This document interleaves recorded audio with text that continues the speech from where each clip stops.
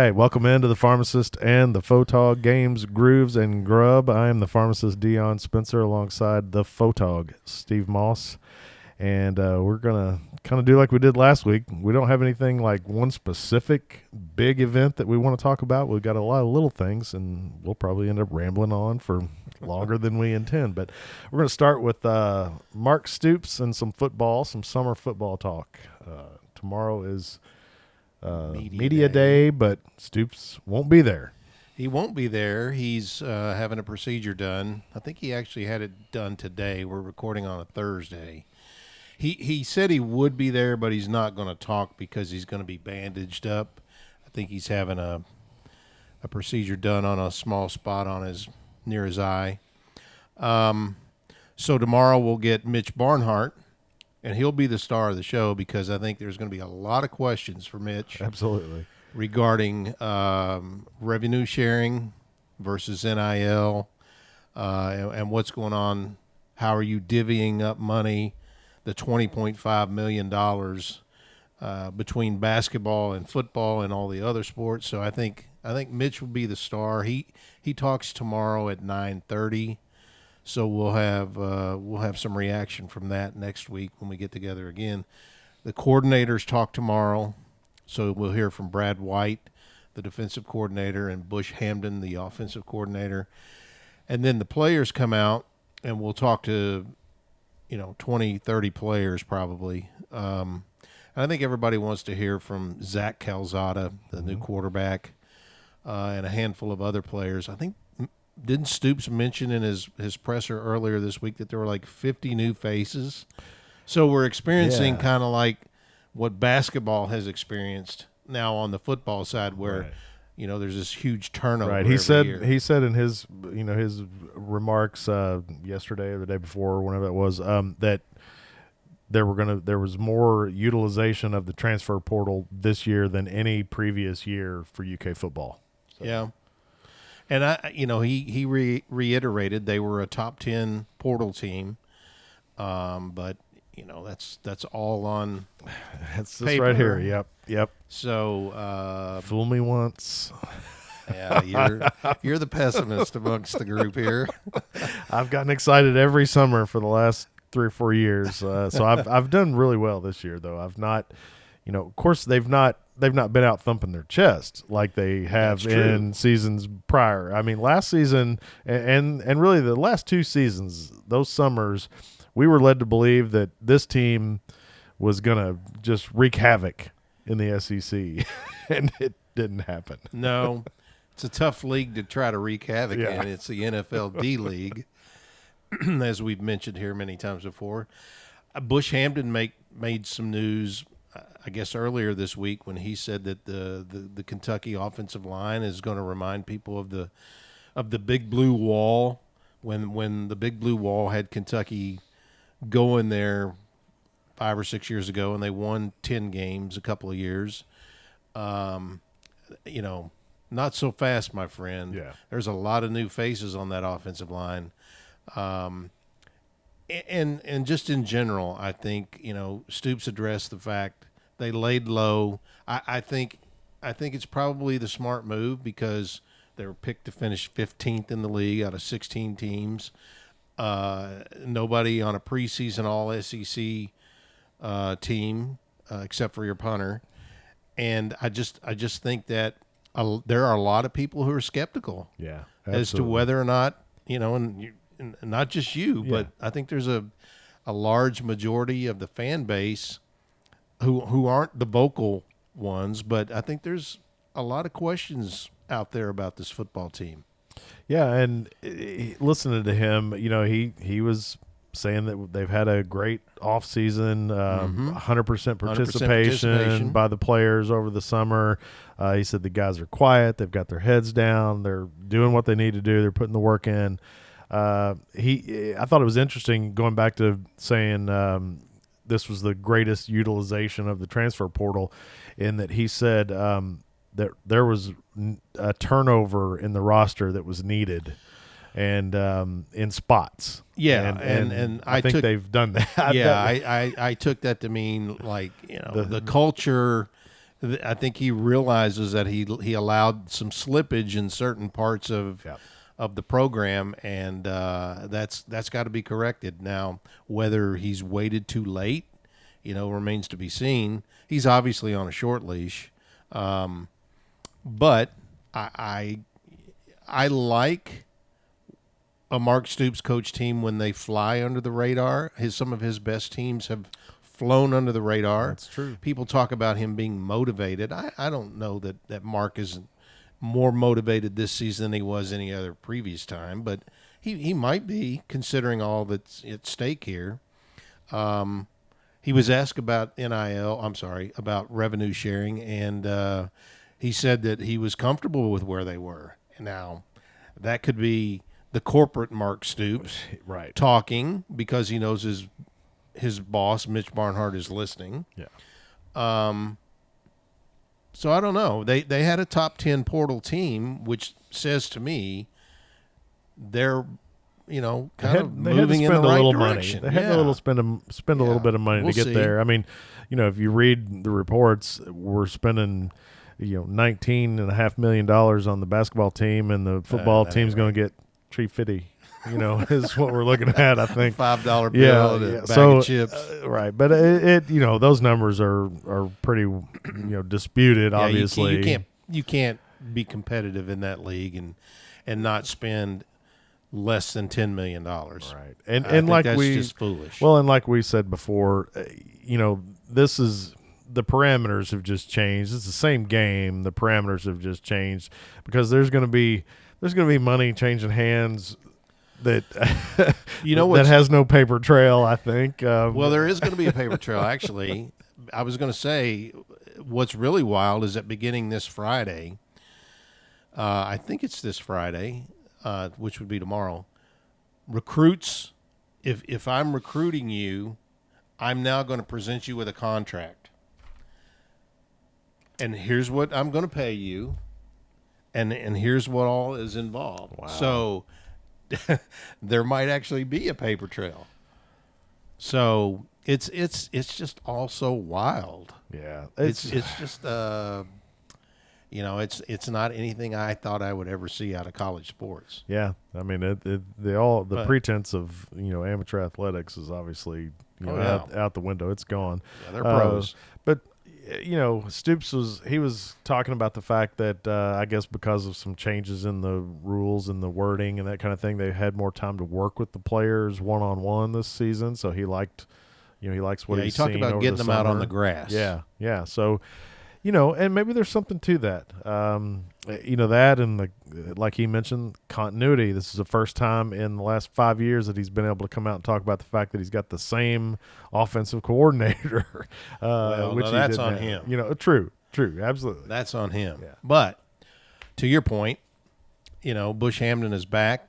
We still don't know what a Bush Hamden offense looks like because they were so bad last year. Yeah, the offensive line was so bad. So bad that your quarterback quit. Yeah, I can't fully. I mean, he not only did he quit, he retired. The guy, we forced the guy into retirement.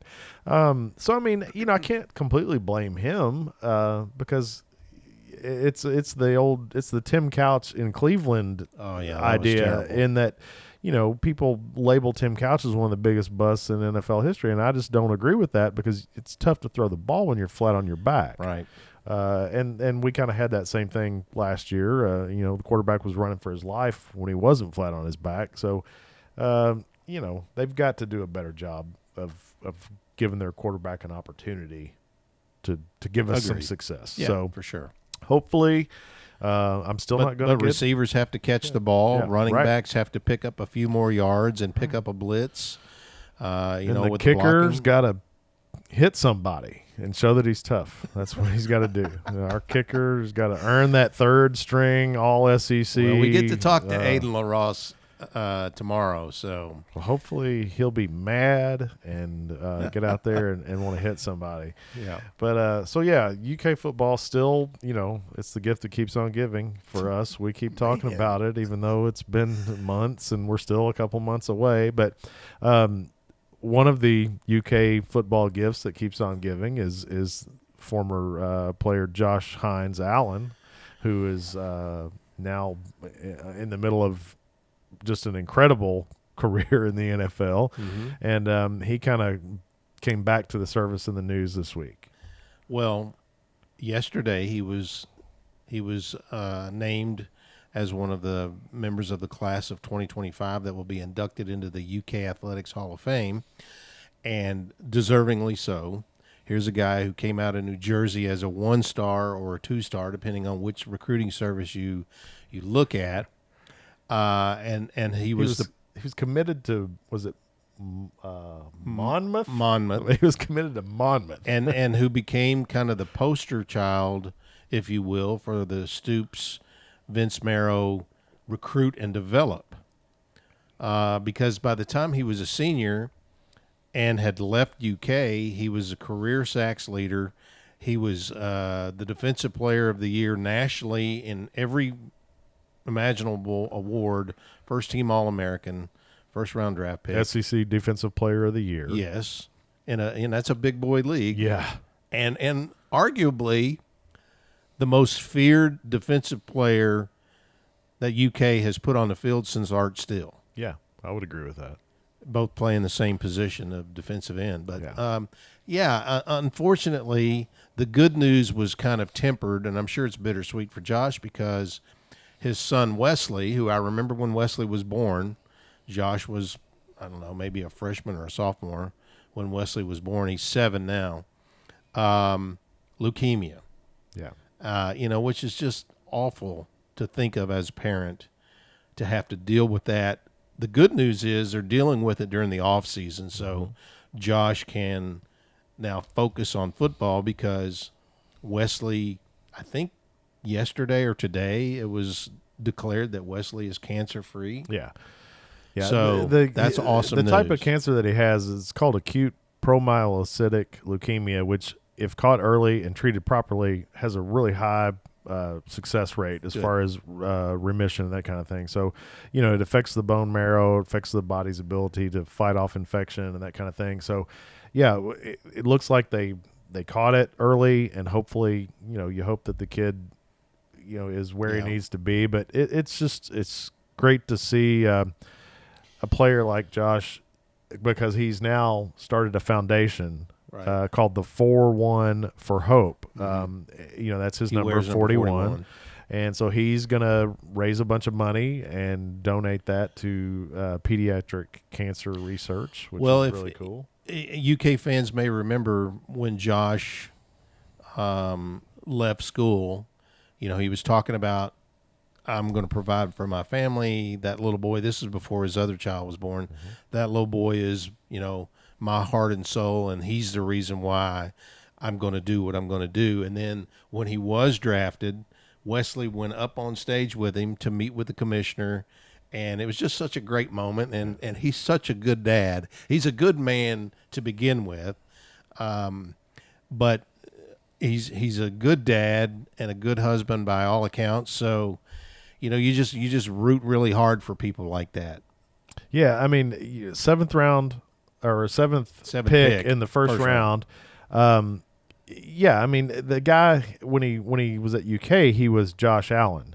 There was a quarterback in Buffalo, but just a couple years ago, he decided to legally change his name to Josh Hines-Allen, and he said that was also to honor his family members who were athletes under the Hines name. So, it's just that's a guy who can be that humble and not realize or realize that it's not 100% about him.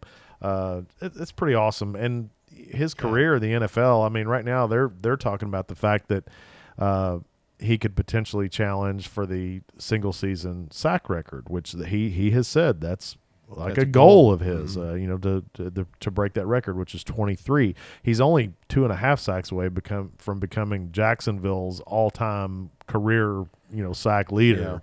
Yeah. And he's done it quietly because really and truly he's not regarded, I don't think, around the league. I think people understand how good he is, but But from a fan standpoint, I don't think he's regarded with the J.J. Watts and those guys. Yeah, he doesn't. He just goes about his business. He's one of those guys. He's like a Scotty Scheffler. He's not flamboyant. That's it. He doesn't direct a lot of attention to himself. He's not, worried about where's the camera. How am I going to get my TV time? But I mean, obviously Jacksonville understands. Because they paid him nice with his rookie contract, and then followed that up in 2024 with a 5-year, $150 million contract with $88 million guaranteed. So that's pretty insane. Because it's not been that long that we saw really good players just not getting much guaranteed money, and in the NFL, if you can get nearly $90 million guaranteed you're doing money, pretty damn good. That's crazy. Yeah. So, kudos to Josh Hines-Allen. He's a good guy, and I'm glad that good things are happening for him. We just wish the best for his glad little boy. Wesley got a good report. Yeah, that's pretty awesome. Sticking along, I guess we'll briefly mention with the NFL. Kind of on the downside was the attempted shooting at the NFL headquarters this past week. That's just been a really weird story. I kind of dug into that today a little bit. I had just briefly heard about it, and you have this guy who never played a down in the NFL. Played high school never football. Played a down in college, and this guy shows up in New York. He drove all the way from Vegas to New York City. Drove from Vegas to New York City, and he was on a mission. Was determined to basically go shoot up the NFL headquarters, and he took the wrong elevator. Now, that's not to diminish the fact that four people died, but it's just kind of crazy to think that you don't know what goes on in somebody's head. He left a suicide note claiming CTE. Well, he even said, "Please study my brain." Yeah. So, and I'm sure they will. That's why he shot himself in the heart. Right. Yeah. So it's just kind of crazy. It was a very strange story. The NFL released a statement today, basically, saying, our condolences out to the security guard who was killed and the others who lost their lives. So it's just it was nuts. Yeah, and I think most of the people in the NFL offices left like 20 minutes before he walked into the building. So had he even made it up there, maybe he maybe he wouldn't have gotten as lucky as he did. Yeah, it's just an unfortunate situation, and just goes crazy. to show that there's a whole lot left to be understood and worked mental on health, with man. mental health. Yep. That's why it's good to see professional athletes come out and make statements about the fact that, hey, I'm struggling with this, and if you are, you should reach out to someone. So it's just so hard to try to dissect what's going on in somebody's brain, because if this guy did have CTE, he doesn't have that ability to think rationally and make those decisions. So, just an unfortunate situation all the way around. I mean, I guess, you can't say anything to I guess appease those families that lost loved ones, but this had the potential to be even much worse than it was. Sure. So you hate to see that. We also talked a little bit about, or we between the two of us, we said we want to talk about Dion Sanders. Man, I mean, there's just a whole lot about bad luck with your health. Yeah. I mean, because he had the blood clots that kept him off the sideline for a little bit, and then he kind of disappeared and didn't say much about what was going on, and then it comes out this week that he too was battling a cancer issue, bladder cancer. Yeah, and it's kind of juxtaposition of what we saw from Dion when he first took the job at Colorado. He couldn't stay out of the news for running his mouth. Yeah.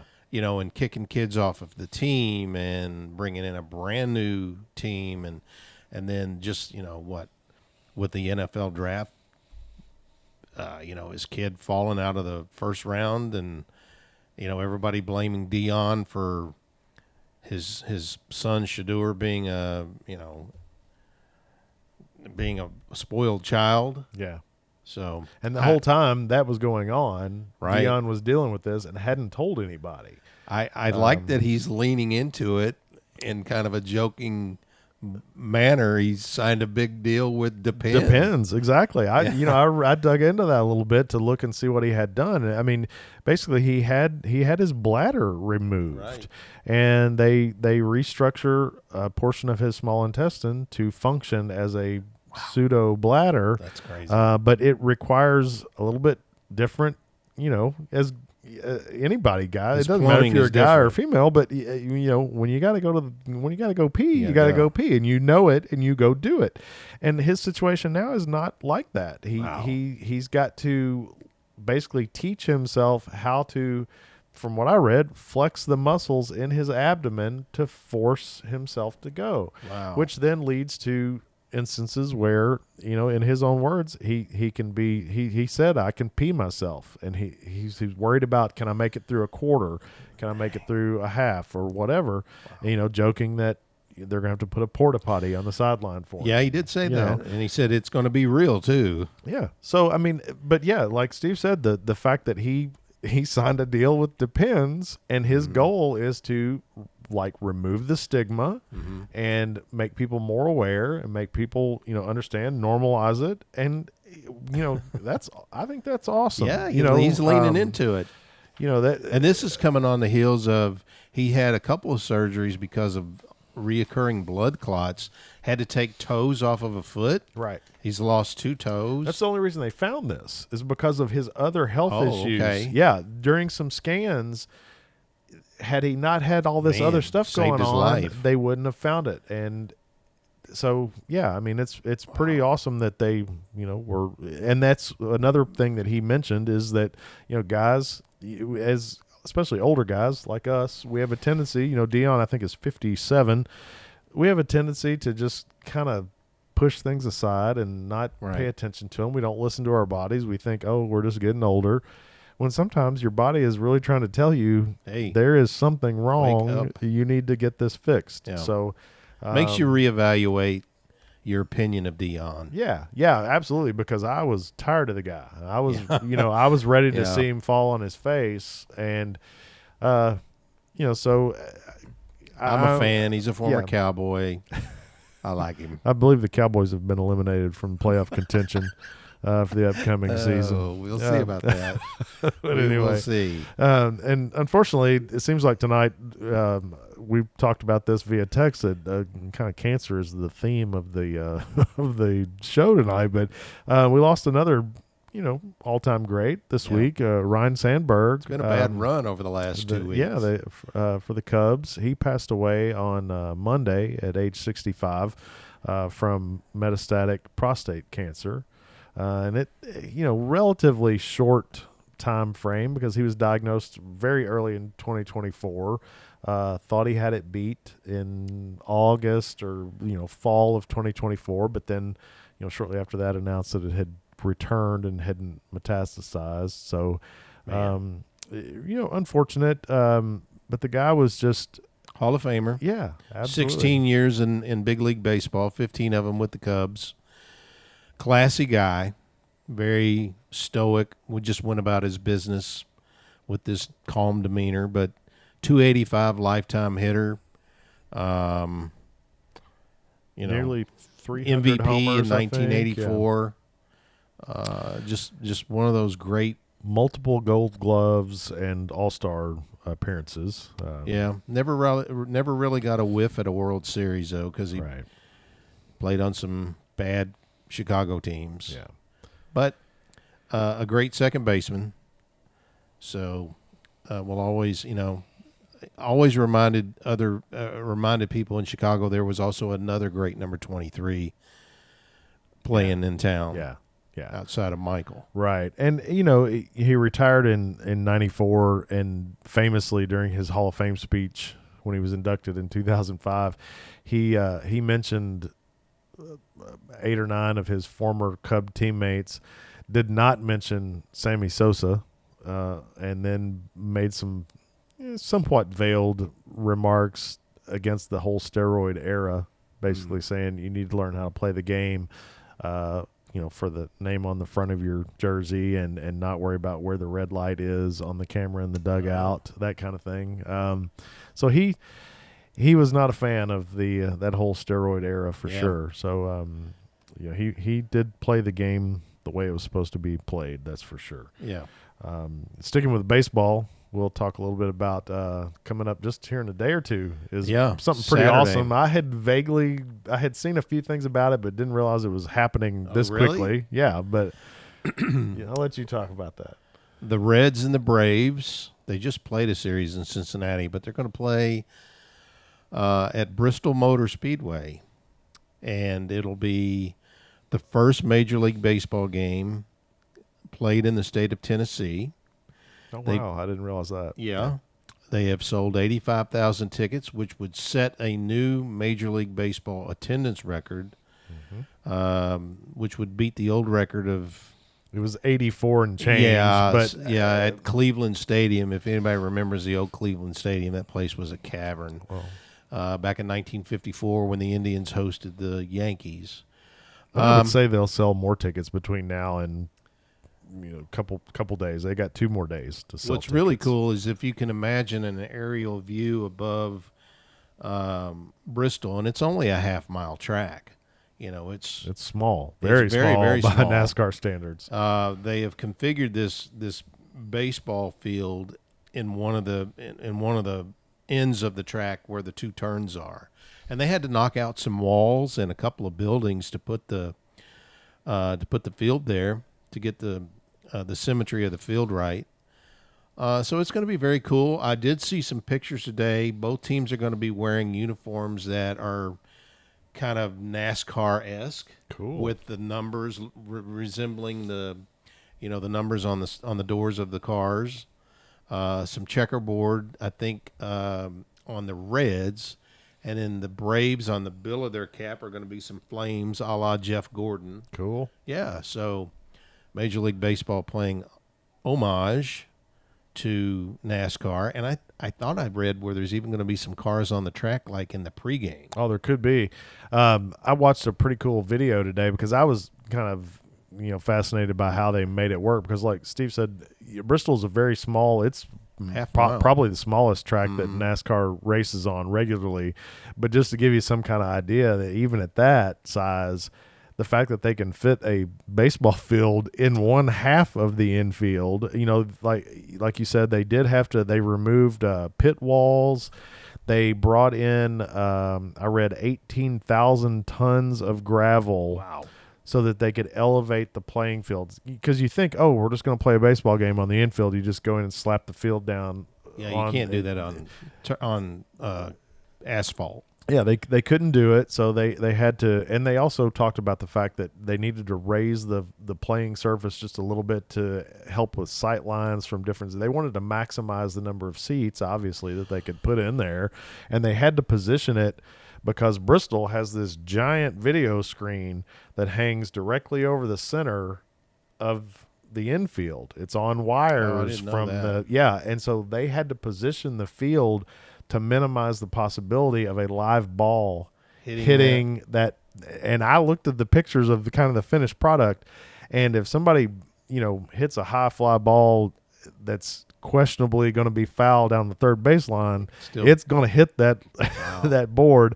But I guess they figured that was worth the risk. But pretty cool to see the work that went into making this happen. Well, if you remember, Bristol also hosted a football game back in 2016. Tennessee and Virginia Tech played in the infield there. So, this is not the first time that Bristol has kind of thought of kind of outside the box. Yeah.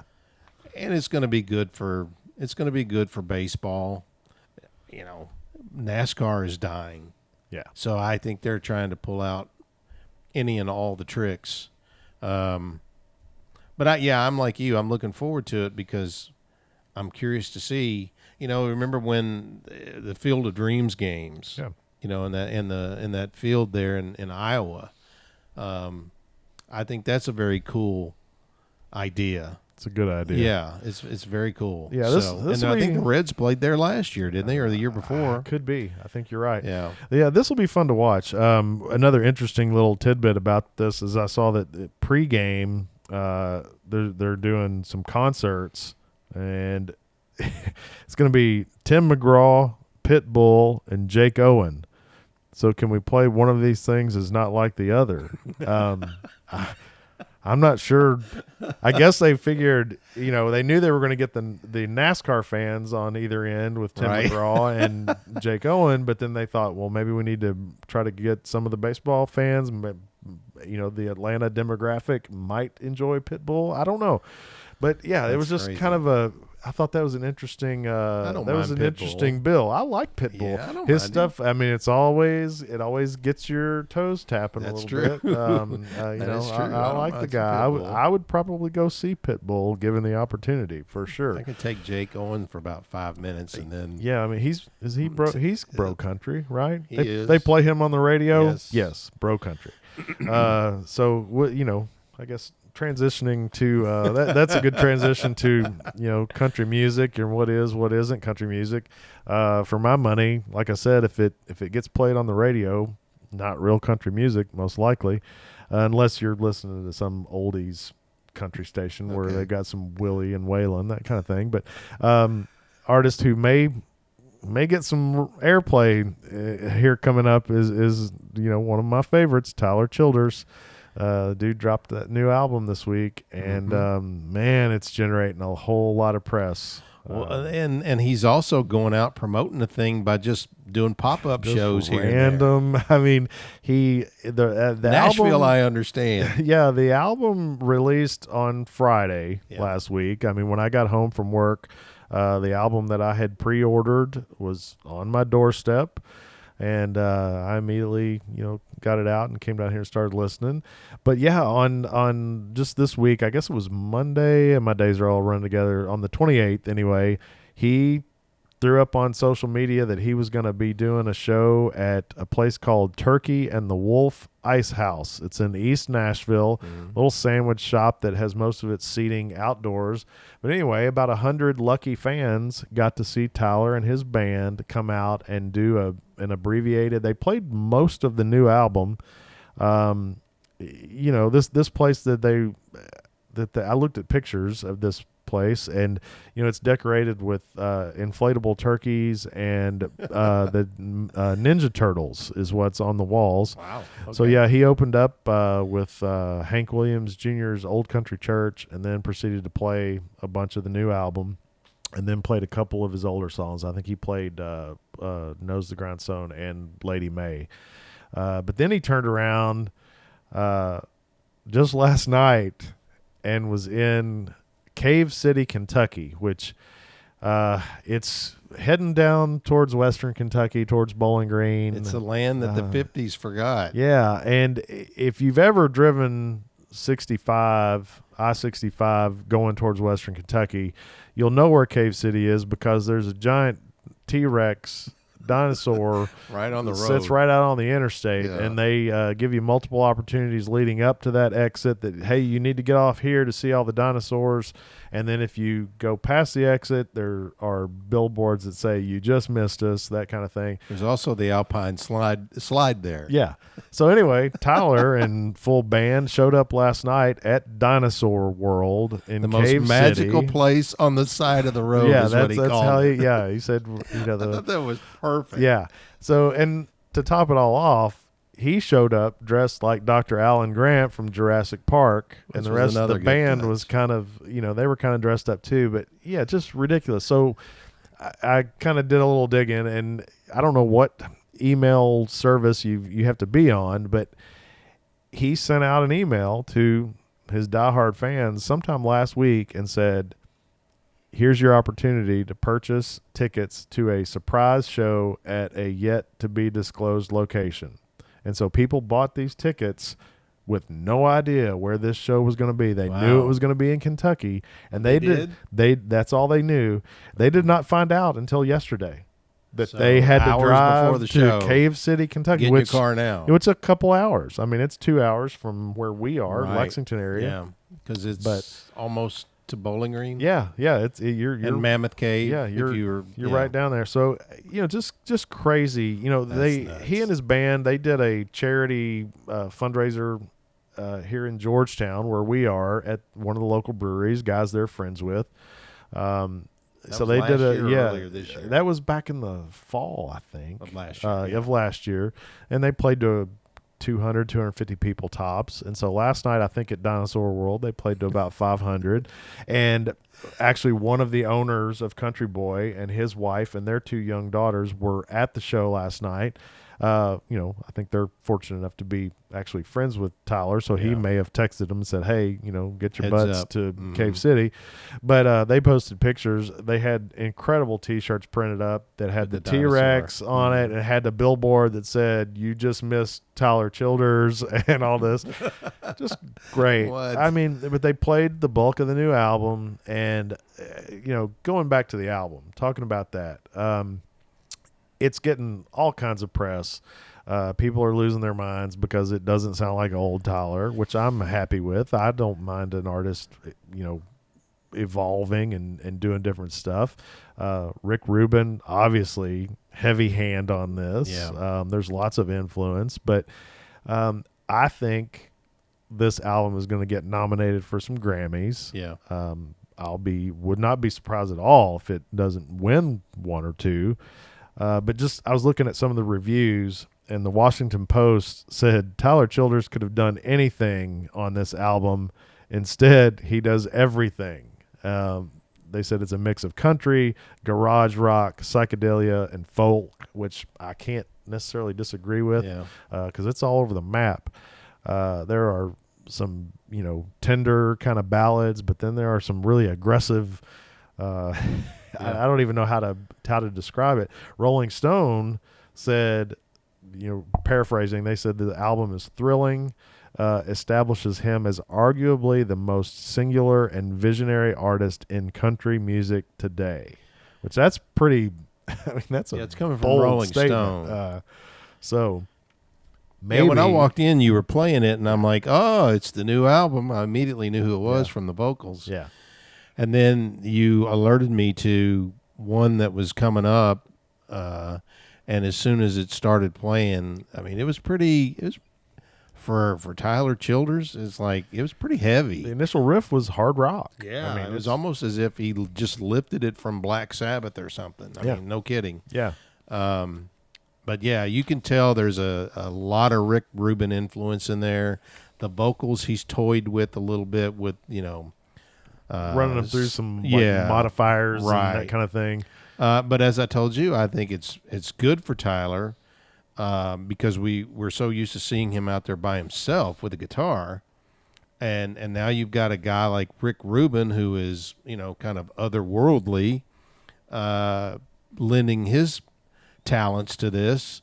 And I think it's great for Tyler because he's going to get so many different eyeballs on him that have never heard him before, just because of Rick Rubin produced this. And some of the clips, not just from these last few days where he's playing this album, but I think over the last 6 months to a year, he has gotten much more comfortable with himself on stage and used to. I think he felt like he had to have a guitar in his hands and he had to be stationed behind the mic stand and basically just a la George Strait, who just stands there and delivers the goods.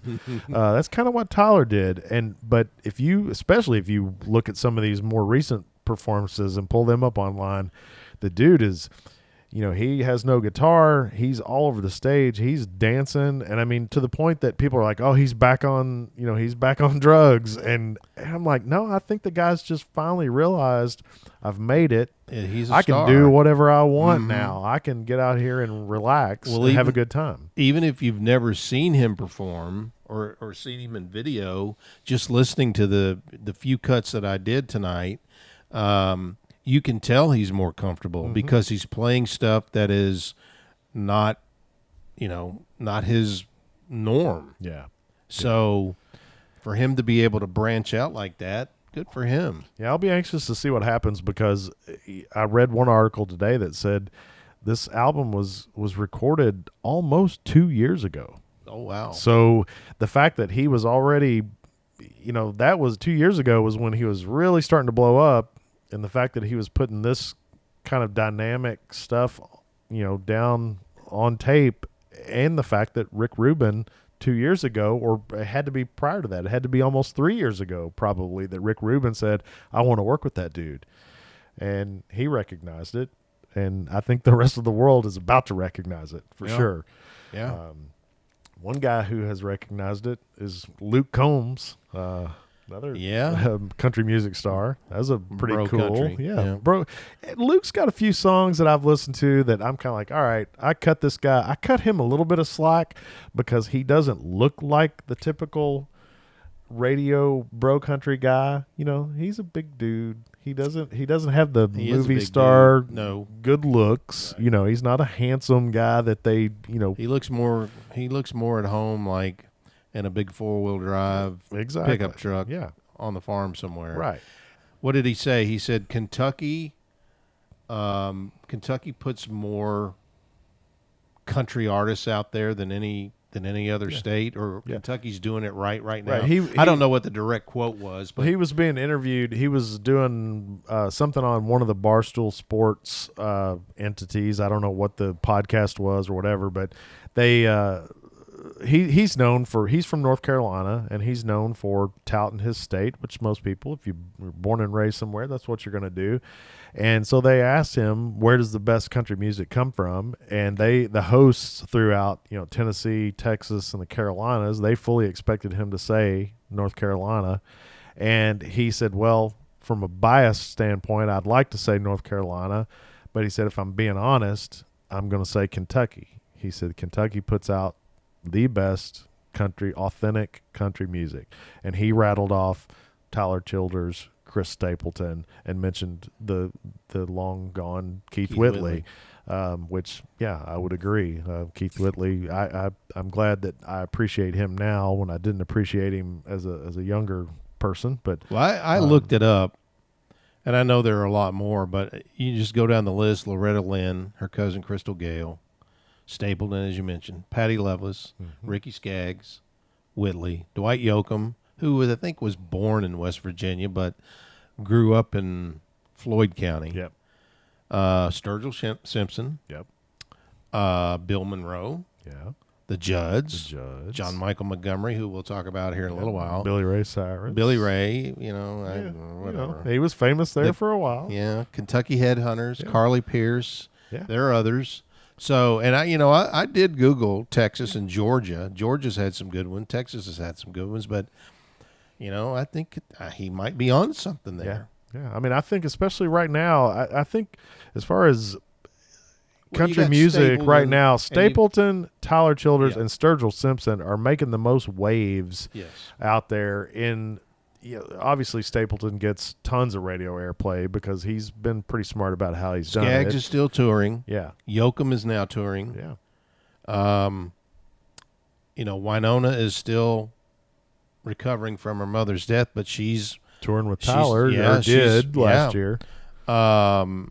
Eddie Montgomery is playing here and there. John Michael's going to do one more show, he says. Yeah. There's by far, Stapleton and Sturgill and Tyler are the guys out there beating the drum for Kentucky. Yeah, they're leading the charge right now for sure. But to mention John Michael Montgomery, he's somebody who came into prominence in the early to mid 90s from Nicholasville, Kentucky, which is 30 minutes from us here. Hit the scene 92, 93, and the guy I didn't realize he released 36 singles, 7 number ones on the Billboard country charts. So I mean, and if you Google, if you've listened to country music at all over the last 25, 30 years, you're going to CMAs too. You're going to recognize the songs. I mean, Love the Way You Love Me, I Swear is probably one of the most, prominent wedding songs I can remember. Like when I was coming out of college, that was, everybody played I Swear at some point during their wedding reception. Yeah. He had a couple more up-tempo songs. Be My Baby Tonight was kind of a fast one. My favorite John Michael Montgomery song of all time is Sold, the Grundy County auction incident. And I didn't realize this, but it ended the year ranked as the top country song of 1995 by Billboard magazine. It's a fun song. And the guy has, he's had his ups and downs. He's had his demons over the years. Yes, he definitely has. So the fact that he's only 60 years old, but he hasn't put out any new music in quite some time. Well, he's watching his kid, number one, Walker, try to make it. Is having a pretty good career. He's, his nephew is also trying to make it. Dylan. Yeah, and both of those guys are going to be on the bill with him in Rupp Arena, as is his son-in-law. Who he and John Michael's daughter Madison are going to have a child soon. The show is December the 12th. I think tickets go on. Pre-sale goes tomorrow. Yeah, I think Friday. I have a story, if I may tell it. Sure. So I've mentioned on here before that. Back when I first started working at WKYT, the general manager and president at the time, Ralph Gabbard, huge country music fan. He was co-owner of Renfro Valley, wanted to do a local country music show because country was blowing up at that point. It had just started. There was a point where country music was like king of everything. And he was on his way up. He wanted to do a local show, and we hired Andrea Sayer, who was probably the top FM disc jockey in the state. I remember her. She was a country music jock, and she was going to be the host. We went out and shot a bunch of stuff before the show even aired, and it never aired, by the way. But one of the things that I did was I went over one night to the Jessamine County Fair, Nicholasville, located in Jessamine County where John Michael lives. He was playing the fair with his brother Eddie, and his mom, Carol, and his dad, Harold. And it was going to be probably one of the last times that John Michael was going to play with everybody in the family as a group, because he had just signed with Atlantic Records. And on that night, John's dad had always wanted a Les Paul, but couldn't afford one. And John had signed this deal with Atlantic, said that he went out and bought this Les Paul guitar for his dad, and he presented it to him that night. So I have all this video. I have, like an hour and a half's worth of music. And when the show never aired, a mutual friend of ours, I gave the video to her, and she gave it to John. So I was able to at least record that moment for him where he played maybe for the last time with his mom and dad. His dad passed away not soon thereafter. But it was kind of cool. And Eddie, his brother, joined Troy Lee Gentry, who's from Lexington, to form Montgomery Gentry. And if you can imagine this, Troy, Eddie, and John played together as Young Country. That was the name of the group, Young Country, at Austin City Saloon. So, and that's where he was discovered, basically. Right. And of course, Eddie continued to play with Troy Lee Gentry up until his tragic death. I think it was 2017. He died in a helicopter crash as the helicopter was attempting to land at a concert. So that was unfortunate. I had met John Michael Montgomery one time. My wife and I, when we got married in 1994, we were fortunate enough to buy a house fairly quickly after that. And our first major purchase as a couple, we were wanting to buy a new couch for our house. And we went to a place in Lexington called Norwalk. We went to the furniture store, and we were in there, and you could design your piece of furniture. Right. And we're sitting there, and we're working on what we want. And I happened to look over, and I realized, and I said, "Is that John Michael Montgomery?" And the sales lady that was working with us looked over, and she was like, "Oh yeah, he's bought quite a bit of stuff from us." And I said, "Well, is he approachable?" And she said, "Yeah." And I said, "Okay." And so I got up from the table, and I went out to my truck. I had a Toyota 4Runner at the time that had a 6-disc CD changer in the back. It wasn't even up front where you could get to it. You had to load them in the back and then close the hatch. And anyway, I had a John Michael Montgomery CD in my truck. So brought it in, and he first of all, he was like, "You just had this with you?" And I was like, oh, "Yeah, I did." And he signed it for me. Super nice. So yeah, that was my brush with John Michael Montgomery. But yeah, good dude. It's always good to see local guys do well. He said this will be the 30th anniversary of playing Rupp Arena. He has not played Rupp Arena. He's played Rupp one time, actually maybe twice. Yeah. I think he came there with Reba when he was touring with Reba. But I heard him recently say that he hasn't played Rupp since 1995. Wow. So I hope he has a big turnout. I think I might go. I hope people turn out for it. I might go. That would be a good one to go to. Yeah. Because his brother, his son, his son-in-law, and his nephew are going to all be there. So I think and there might be other special guests. I could see that happening. It could just be a. But he did clarify. He said, I'm not touring anymore. I'm 60. I'm beat up. I can't do the tour thing anymore. I guess he was involved in a bus crash 5 or 6 years ago. His tour bus. His bus flipped over near the Kentucky-Tennessee line. Okay. Many years ago. So yeah. But he said, I'm not touring anymore. It's being billed as his last show. But he said, if I get the urge, I'm going to go sing somewhere. Yeah. There's definitely a lot of places, locally that would accept him. I'm for sure that. I see he and Eddie on the sidelines at UK games because they're both huge Kentucky fans.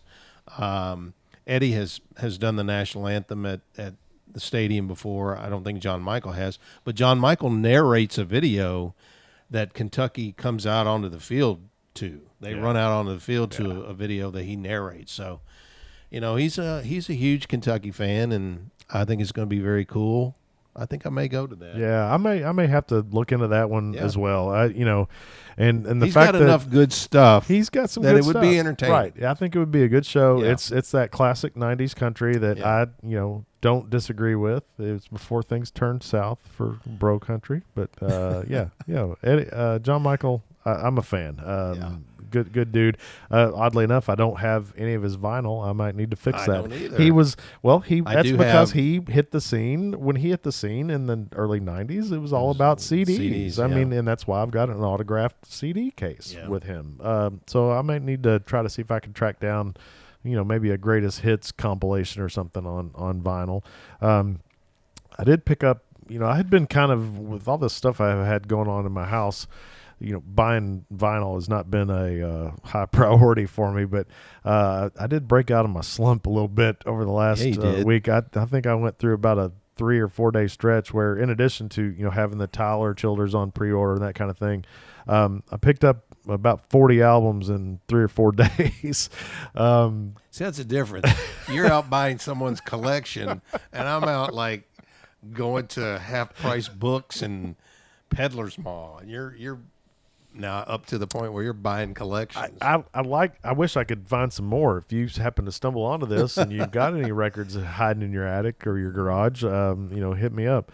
But yeah, I mean, I had talked about this last week. I was going to set up at a record show on Saturday. I did that in Louisville, and I didn't sell a ton. I wasn't expecting to sell a whole lot because I haven't really added a lot of things to, I guess, my inventory to sell. But I'm still making money on things that I've purchased, as much as a year to 2 years ago. So I went into that. Yeah, I usually peek around at some of the other vendors, and at that show, the guy actually right next to me had some pretty awesome stuff. He had an incredible variety of records, and I just start flipping through, and I was barely through the first crate that he had, and I came across a Keith Whitley album, which you just don't see many Keith Whitley albums, what I call in the wild, because again, much like John Michael Montgomery, he was in the cassette and CD era more so than vinyl, and they've not re-released to my knowledge, really anything of Keith So Whitley's. this is original pressing? This is original pressing. And he wanted what? I paid $5 for this album, and I knew immediately. I didn't even pull it out and look at it. I just saw it's a Keith Whitley album. It still is in the shrink wrap. It's a little torn, but I've got it over here next to Steve. Well, I might take a picture if it's not visible in the actual video shot, but I'll take a picture of it. Yeah, I knew, regardless of the condition, I'm just going to buy this. $5. It's a $100 album. That's all day crazy. Long. But it also comes with the, I don't really want to sell this one. This one's one that, especially when it hasn't been opened. Right. It's fun to come across one that you don't see often, and it's valuable, and you can now appreciate the music. I didn't appreciate it when I was younger. I do now. So that Keith Whitley album probably going to stay with me. I don't anticipate selling that one. I picked up some other good ones that day. I did pick up a sealed George Strait, a sealed John Anderson. Wow. I was pretty tickled. I spent about $50, and if you just looked at like resale value, these are $200, $300 worth of records easily. Yeah. And then I'm always patrolling Facebook Marketplace, and on Sunday I found a batch of records in Lexington and made a deal for like 11 records, $100. But there was, NWA, Straight Outta Compton, Nirvana's Nevermind, which both of those I could have purchased brand new copies years ago. I just never have. Thought I'm going to try to find a decent one, out there. And so I go pick these records up, and on the way to Lexington, I then completed another deal for some records in Frankfurt. So I just made a triangle and bought some records. So I bought about 30 records for less than $200. But the gem really of those two buys was a Slipknot, which I'm not a Slipknot fan. Don't know that I honestly have ever really listened to anything. It's a lot of, I listen to a lot of different kinds of music. I got a buddy who's a huge Slipknot fan. Well, I've got a record for him, then I can sell him. But yeah, this collection was the first Slipknot album, their debut album. It's in a box. I'll throw a picture up of it. But it's in a box, and it had an unworn T-shirt with it that was part of the packaging. It's on a lime green, translucent lime green disc with this record, or with the T-shirt, and it averaged out to about $9 in the whole thing that I bought, and it's, depending on what avenue I want to take to sell it, it's $150 to $300 plus album. So I'll make somebody a deal on that one if you're interested in some Slipknot. It's a lot of screaming guttural vocals that just not really my thing. But so you did put it on and play it. Oh yeah, I listened to it because I wanted to see if the record was in good shape, I don't know that it's ever had a needle on it, to be honest with you. That's pretty crazy. Yeah, just nuts. It was crystal clear, pristine. So, and in addition to that one, there were, in the Frankfurt batch, there were a couple of punk albums I was not familiar with. I started looking them up and realized that they are $45, $50 albums. So. Wow. So anyway, that's the fun part of it. Find some cool stuff. There'll be a few keepers out of there. Meatloaf, Bat Out of Hell, which I had never purchased that record. Always thought, if I find a decent one at a decent price, I'll pick it up. Now I don't have to because it was in there. There was Rat. Rat was in there. That's a good one. So yeah, it was fun. But I was expecting today to get the Billy Strings live at the Legion that he recorded, in front of like 200 people last year. It could be on my porch now. I don't know. I did pre-order today the new John Baptiste. I sprung for an autographed copy of that one. So just keep the surprises coming. I forget I order them like this, and then a month and a half, 2 months later, they show up on my doorstep, and I have forgotten about them. So that's the fun part. Good for you. And then I don't think so much about what I spent on those. All right. So anyway, all right, that's a lot of music. And since I still don't have a kitchen, we're still eating out a lot. I've got several places I ate out at. I don't know if you did or not. I did not. Although I did give some recommendations to a fella who was in the station was doing a back to school supply drive, and the guy was from Knoxville who was heading it up, and he was asking me for some places, and I gave him some tips, based upon our discussions here. Cool. He wanted a hole-in-wall place where he could walk in with flip-flops and shorts, and I told him that hey, we do a podcast based on music and food and beer and a little bit of sports. Right. And he's like, "What's it called?" And I told him, "Pharmacist and a Photog." He looked it up on his phone. He followed me right there. Awesome. You got a new follower, so thank you, David. Yeah. So where'd you send him? Do you remember anything? I wrote down like about 10 different places. Oh, cool. Yeah. Right. Well, from high end to grimy. There you go. Well, I mean, like I said, we've been eating out a lot here just because it's so difficult to cook right now. And when I go out, years ago, I would go out a lot of times and I would eat a lot of burgers. We'd go out to places. Sure. As I got a little older, my palate started to expand a little bit. It's rare that I go to a restaurant and order a burger. But in the last 7 days, I've gone to 4 places that I can think of off the top of my head. 3 of those places I've had burgers. Started last week by righting a just terrible wrong in the fact that I embarrassingly have never been to Wheeler Pharmacy in Lexington. Which I was surprised by that. That's an icon. I mean, it's been around since, I don't know, the 40s, Even 50s, I've been there. Something like that. But it's an old school pharmacy with a soda fountain and some diner. booze. Yeah. And so we had the rare day where my wife and I were both off. Both kids who are in from college, they were both home. And so my wife made the call and said, we're going to Wheeler Pharmacy. Went in there to Buddy's Diner, and I had the Buddy Burger. Was Buddy there? Yeah. And his sister? Yeah. So we had that, and it came with, it was a big double patty burger with crinkle cut fries, which for my money, crinkle cut fries, I'll die on this hill. That's the best way to have a French fry.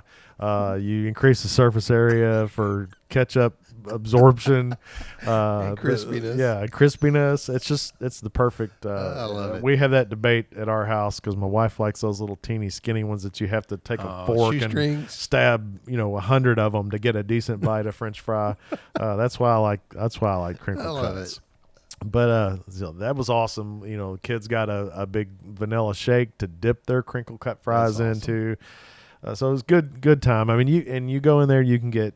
You don't have to get a burger. You can get chicken salad. You can get egg salad sandwiches of all things, and you can get breakfast. So they kind of run the gamut there as far as the food offerings. But, and Wheeler's is known as the place where the UK coaches go and hang out with the older guys who are sitting around having a cup of coffee every day. Right. Guys who probably show up there every morning for their cup of coffee and a couple of eggs and a couple of pieces of toast. So, that was cool. And then last Saturday night, we went to my much anticipated evening at Favor Kitchen in Lexington, which I had looked forward to. Man, the burger lives up to the hype. I feel like I've gone to most every place in Lexington that is in the conversation when they talk about best burgers in Lexington.